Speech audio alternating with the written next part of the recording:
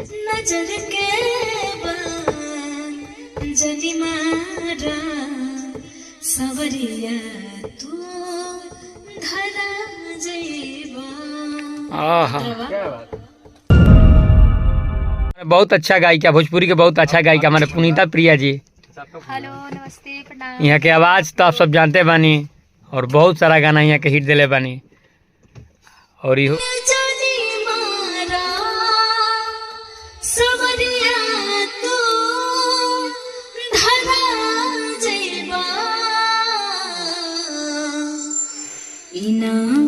पहले से बदनाम बा तोरी बदनाम करा जइबा।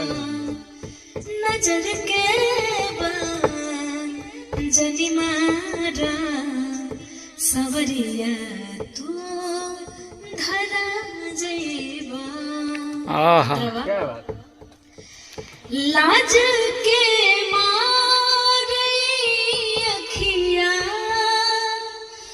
झोंका के झोंकल रहेला जुबान कुछ भी न बोले ता अखिया सब कुछ बोलेला।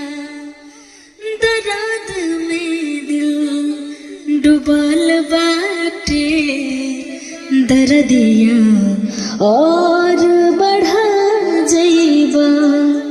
नजर के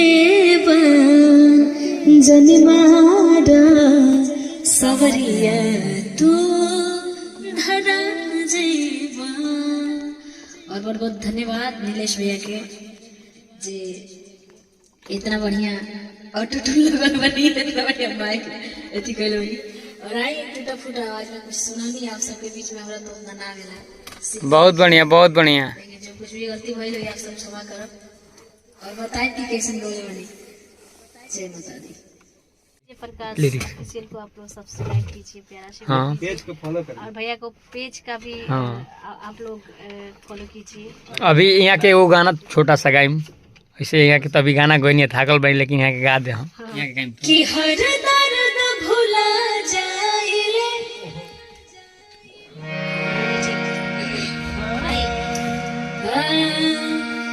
कि हर दर्द भुला जाइले जब तोहरा के पा जाइले।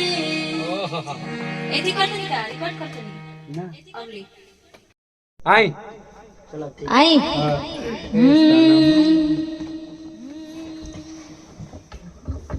और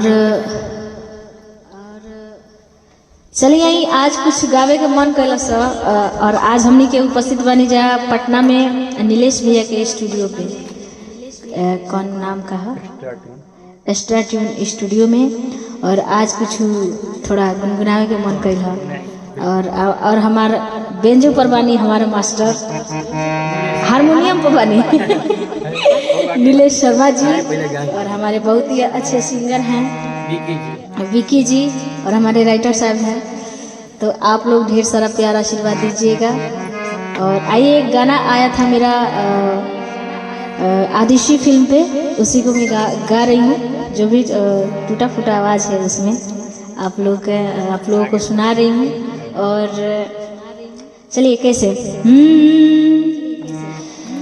कि हर दर्द भुला जाइले जब तोहरा के पा जाइले।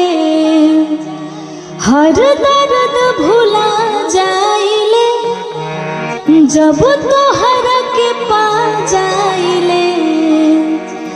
जैसे दरिया सागर में समाए हम तो हमें समा जाइले। जादूगर बस इतने बता दा जादू का कर गईला। तू तो लाहे लाहे लाहे हमारा धड़कन में ठहर गईला। तू तो लाहे लाहे लाहे हमारा धड़कन में ठहर गईला। अंतरा बा कि यह सास न पहिले से भइल कब ऐसन हो केहू आज तलक ना मिलल तोहरा जैसन हो। एहसास न पहिले से भइल कब ऐसन हो केहू आज तलक ना मिलल तोहरा जैसन हो। नस नस में नशा हो गइल बा ऐसन का असर कैला तू त लहे लहे लहे हमरा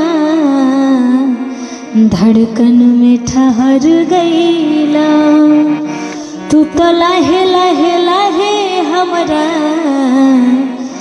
धड़कन में ठहर गइला।